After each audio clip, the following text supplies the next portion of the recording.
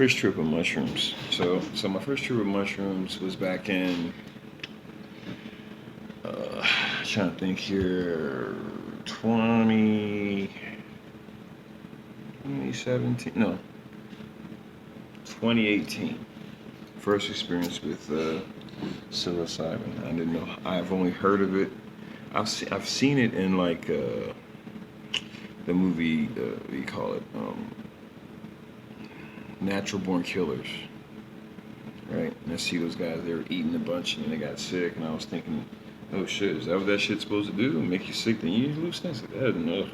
Cause I got like this weird thing, and every time I was like things go the other way, it like causes extreme burn up there. So not everybody can naturally just throw up. My body just likes to just burn everything down, even food poisoning. Just, I mean, I ain't on that Wim Hof shit, but I would love to get on that level with him and just hell. I go out to Scandinavia and shrink everything. I'm sure the cold will shrink everything down for a little bit, but I go out there and get some breathing techniques and hell yeah, you know what I'm saying? That dude's like got them throwing corona on his face and stuff, man. Rona AIDS on.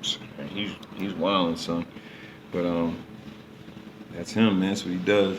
But anyway, truth of the matter is, when I partook of it, I was in this dark space in which I just got into a really bad breakup, and the security life had kind of taken its total on my mind a little bit. Like, and you ask people who've been exposed to violence a lot in any setting, there's like an emotional detach that you go through, in which gallows humor gallows humor gets you through, but then there's a part of it in which gallows humor is not enough. That just gets you through the immediate. It's the memory. These things are like bank accounts. They really are, and the like. You sometimes got to clear out your account. You got to clear out your account. You got to make right with your account. And thus the psilocybin. And the psilocybin for me, it's interesting. I don't say it gently. I don't say it gently. I don't recommend people just go running around looking for shit to do just because I'm saying it in this video. I'm not saying it just to say, hey yo, you need to go do that because, ooh man, all the things I'm about to tell you now. That's some hard shit to go through. The goal for me is to no longer need psilocybin. Okay, the truth of the matter is, yeah, the truth of the matter is to be in that space already. That I don't need to keep putting a poison in my body to feel good, to heal, to actually heal is the point here, guys. Not the party. So I don't mix it with alcohol. Don't mix it with any other hard drug. Sometimes with other natural things, it's okay. But again, that's everybody's chemistry is different. Some people like it with chocolate, some people like it with peanut butter, some people like it with tea. Everybody's. My current thing is chocolate because I love chocolate. Chocolate's great. And for the most part, my first experience with it was I was suicidal. I was bored. Man, we get to this point when pain starts to get no outlet and no one wants to hear us. We just say, you know what, no one gives a fuck, no one cares, so fuck it. I'm just going to end it. And that's how we feel. We do reckless things. Like sometimes we join crazy things in the military, or we do things as a bouncer that's fucking nuts. Or we go up against, we just do shit that's unsafe. That's unsafe with no referees around to stop it. Because, that's a recklessness within. Jump off shit and die. Come on, man, that's fucking hard. But the truth of the matter is, when I took it, I was in a regular 9 to 5 setting. I was kind of hurt within because this relationship dealt with children. That's why I don't recommend all men just go dating women with kids, man, because that shit can be hard, man, when the breakup happens, man, especially when you spend so many years of the heart space there and good memories that end. It's almost like you having a kid and it dies almost. It makes you real dark, makes you real stoic within, and you go through some things, man. It's hard to it becomes hard. It becomes hard. especially when it's not your choice. It's even harder. But you know, that's like an investment you can't get back. All you got is a memory of that, and it hurts. So these things show up at I was, you know, as a bouncer, so some guy talks to me. He said, "Hey man, you ever try these before?" I was like, "No, I don't. I've heard about them." But he said, "You know what, man? You had a good night, man. Just here you go."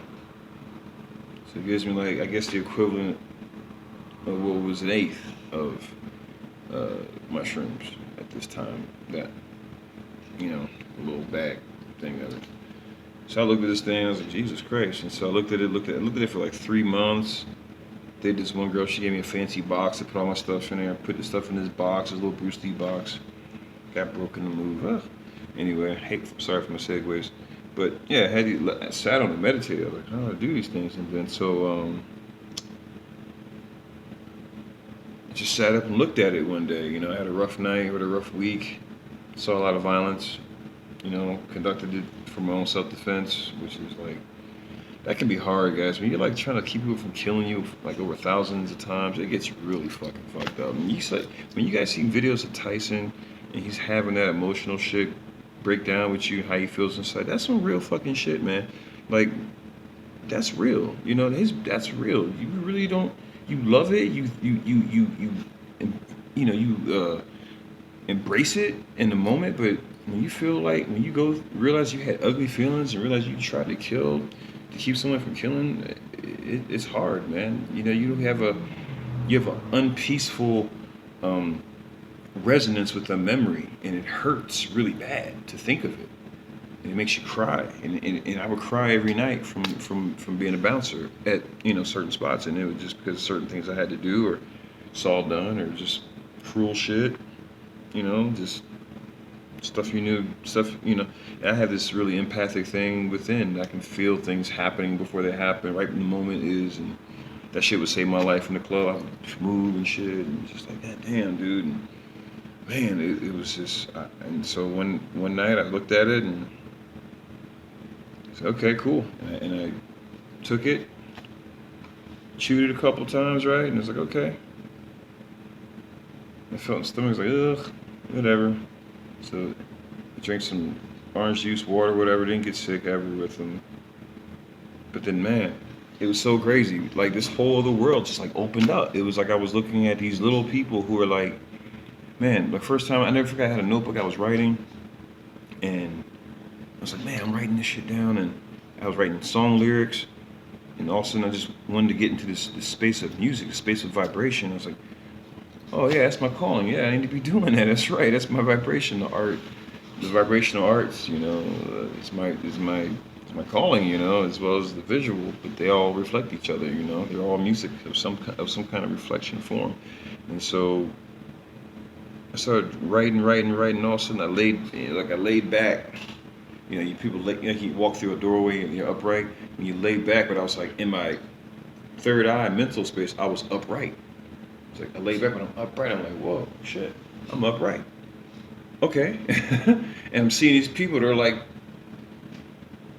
4 foot tall, like, or around that. And they all look like the Hopis that I lived near in New Mexico at the time, you know, and they all had the jewelry on and everything. They were all like excited to see me.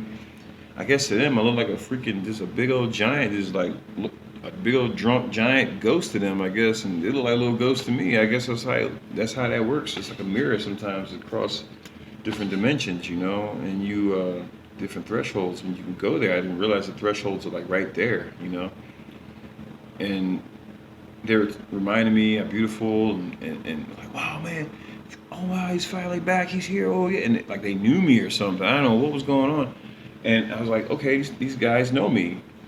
All right, cool. That's why I said people need to understand their history, because something knows me, and there's something recognizes me in this form. You know, like, okay, you know.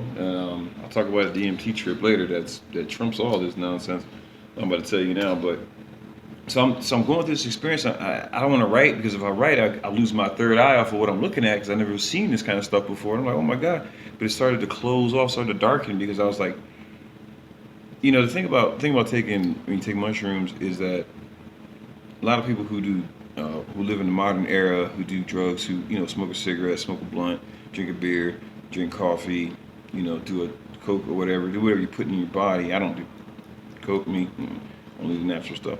And so they get this immediate thing from it. But with mushrooms, it challenges that because you put it in your body and it takes a while, It takes about 30 sometimes minutes, sometimes 45, sometimes an hour. So you be eating it and be like, oh, this is some bullshit. Let me eat some more. And that's how you can get sick of it, because your hormone, it is a poison, so you got to be careful. So yeah, so my success with it, just a side note, when you're on the trip, it's okay to microdose to boost the trip, because I feel like your body's already adjusted. My body has already been adjusted to the poison, so when I partook of it, it's not as, you're gonna feel it, but it doesn't affect you as much. Like that's just my experience. I don't know what yours would be, but that's just my little side note. But yeah, and so I started to see these people, and the windows started getting darker and darker and darker. And I was like, oh yeah, a friend who gave these to me said partake of orange juice if you want to keep going, and milk if you want to stop it, because milk has I'm not a science person. I don't know, research that yourself. But so I was like, went in my refrigerator, no orange juice. I was like, no fucking orange juice. So fuck it, let me walk to Wally World. Cause I can't drive, I feel drunk. Because it makes you feel drunk. So I was like, okay, I feel drunk. So let me just, so I walked. And then it was interesting because I started seeing other worlds open up. I didn't realize that sometimes your mind starts to see things that are the shape of other things, like faces on other stuff. And called pareidolia, parabolia. I'm bad right now. Sorry guys. I'll put the description below what that term is, because I'm just, it's late. And I'm gonna go to bed in a little bit after I do some art, but yeah, the trees start looking like faces and animals, peaceful, freak you out at first with something this big as a face talking to you saying, hey, oh hey. It's nighttime, and nighttime I recommend it because you can really kind of get into your third eye vision there. Daytime, you start to take on all these other worlds and stuff, and that can be a little bit hectic. Other worlds are very, very active in daylight. Okay, so if you want an active trip, do it in day. You want a nice trip that you can kind of navigate and control easier. Do it at night. Do it at dark. Trust me on this. If you've never done this thing in the depth of what I've gone before, trust me in this. You want your own vision to be the lead. You don't want to be led. That's why people who do mind control use hallucinogenics and hit lights on them, because the lights mess with their serotonin and melatonin levels, and they're agitated, and it's like getting into their reflective mind and messages and all that shit. Another video. Okay. But as I digress, yeah, and so I started to see, and as I was walking, and I was like, oh my god, it's fine. Everything was so bright. Lights were just like, oh man, the Wally World lights were bright. And so I walked in, right, and it tripped me out because I started seeing these people who were short too. I started laughing uncontrollably, like laughing, like like a vomit laughter. I was like, wow! I couldn't keep it all. I was like, wow! I just saw your cousins. I just saw your family. I was laughing my ass off, and I was just trying to get the vitamin C out. I just couldn't keep it together. I was like, oh my god, I can't keep it together. Everything's funny, and then I got to the vitamin C aisle. And I saw, oh god, this little Mexican brother, man, poor guy. He was just sitting right there, minding his own business, shopping for fucking vitamins. And I saw his ass. I was like, what? Let me get by you, please. It's like, who's this tall black dude laughing at? And it's one of those things. It's just you have to just be like, it's like purging you of things that people take so serious, So it's like, do you want to do that around folks? It's okay. It's your right to do that around folks, but they have to understand what you're doing. It's not nothing illegal laughing, but it's just socially weird if you're walking through the street laughing at people. And then I had to rush to get to the express line. Got my little bottle of vitamin C. I was like, thank you. I was laughing my ass off. Wow, whole time walking out of the fucking shit, just laughing at everybody's shit, Got my vitamin C, went home, popped it, had a good rest of the trip. it kind of does like this for those who never done it before. It kind of, you take it. It's like just you've been on a plane. It's kind of like a plane. You know, it's just why it's called a trip. You know, you're on the plane. You know you're on the plane. You just put it in your body. You know, and so here it goes, and you're off, and you start going up like this. And you start going up. Before you know, it depends on your seat, depends on your pilot, depends on your ticket. I'll just say that too. And I think sometimes you can go red like fighter jet, but sometimes you just micro it in, you just up there, you're just coasting, coasting, coasting, and you're like, whoa, this is a different place than where I'm used to seeing. There are things looking back at me. There are other things that could distract me normally. My third eye wants to look at all these other things. Like I want to just, and then, which can be, depends on how the trip's going. If you're in a good space, this is where you need to be either in dark space or in a good pleasant space during the day, like a garden or something. Animals, nature, if you're going to do during the day thing, make sure, things that are moving at natural speed. I don't recommend being around a bunch of fast moving cars. So you're up there, you're just like coasting, you're getting messages. Sometimes the ancestors talk to you if you have that type of connection. You know? I've had UFO experiences where people like other worlds have transmitted energies and messages to me, or I had convulsions and stuff. I'll talk about that in another video too. And then, after a while, she starts to come down, whatever you put in your body starts to get, dissolve, and you start to land back into normal life, And that can be the hang up if you're not careful when you're partaking of hallucinogenics, because sometimes that place right there can feel so damn good. And sometimes when it feels that good, that's kind of how it feels when you leave this world. That's the death state. That's your dimethyltryptamine secreting, putting you in another space. It's already secreted. You're already there, So some people just want to share that experience with some people in the form of mass murder, and it's wrong, to kill people like that because you get stuck with a soul trauma, People should just be open and say, look, I'm hurting and I'm taking hallucinogens to heal, and I'm seeing my beauty, I'm seeing where I can travel, I'm seeing other worlds, I'm seeing my connection to this one divine universe, Excuse me, scratching myself. Just a dirty man, But that's what it is, Like people, we see our beauty, men and women, we see our beauty.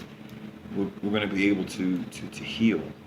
We got to put what's hurting us right in front of us, What hurts you? What type of thing hurts you? What bothers you? What lack in life is hurting you? What thing in life is bothering you that you think, what pattern am I taking that's not productive?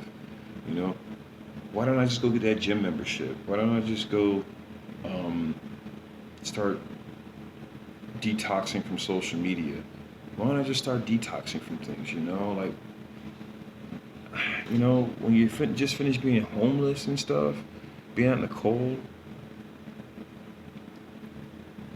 you realize that what got you out of it was a good positive mind. And when you're in a mushroom space, that's a positive mind, and you're able to take on accounts of a positive mind.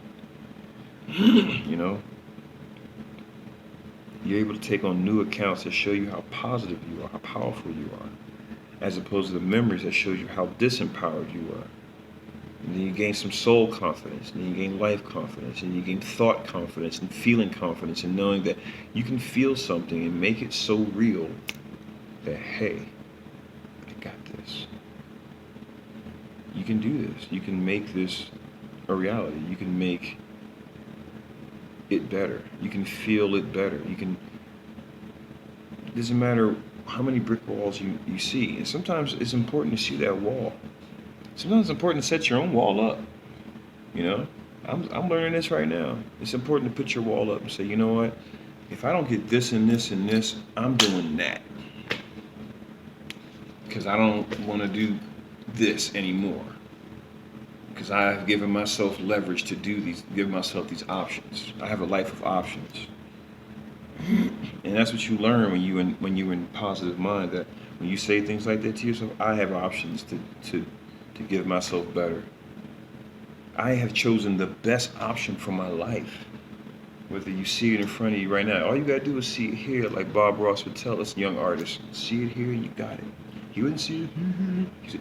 See it here, you got it. You gotta see it in your mind. Your mind's your illusions that you create with the paintbrush on the palette. The paintbrushes is your words. The palette is your chakras. So you have to understand and own that. If you don't know what those things are, I recommend you go get a remedial course in metaphysics before you enter my domain of my videos, because this is not a beginner's class. This is an intermediate to advanced class of how we're going to heal our minds together, and our worlds are going to reflect it. You know, I listen to mentors on a regular that remind me to be positive, be grateful for things, be grateful for my safety, be grateful for my roof, be grateful for my work, be grateful for this video, be grateful for the time to make it. Just be grateful. Stay in that lane. Stay in that lane. Because when you're on lane, you can go as fast as you want. You know, you ain't really passing nobody because you're running a rally cross. You're just trying to beat your own time. You know, so who cares? You pass somebody or they pass you. You're riding, baby. So mushrooms, I recommend if you're trying to give yourself a different mental account. A different mental account that says, hey, I'm hurting. I don't want to hurt no more. You know, mushrooms came to me. I didn't go looking for it, you know. So it's kind of a doorway, kind of like DMT. It didn't. I thought about it. It finds you. It's interesting, you know. Some of us have a nature when they think about things, they come right to them, you know. And that's where you start to learn your beauty. When you are understanding your mind's creating beauty, is traveling to beauty. So when you come back down, just wants beauty to remind itself of existence. It just wants that. It doesn't want to fight. It doesn't want to be a bouncer. It doesn't want to shoot nothing. It doesn't want to kill nothing. It just wants to be at peace. It knows it's a monster. It has two hands that can kill, create, break, hold down, build up, whatever. It knows all this. But how much stillness can you give yourself? How many just good memories from nothing can you give yourself? How many just good for nothing, just feel good memories can you give yourself without the screen? You know? Can you do that? Because that is a sign of soul evolution. Are you able to self-stimulate yourself with this, or do you need a screen to help you? You need that dopamine fit from the screen? All right, man, shit, go ahead. I can't help you then. Hey, I'm invested in dopamine fits, hits, whatever. I get it. I'm gonna probably make one of the best, one of the most coolest, you know, video games on the market here, really.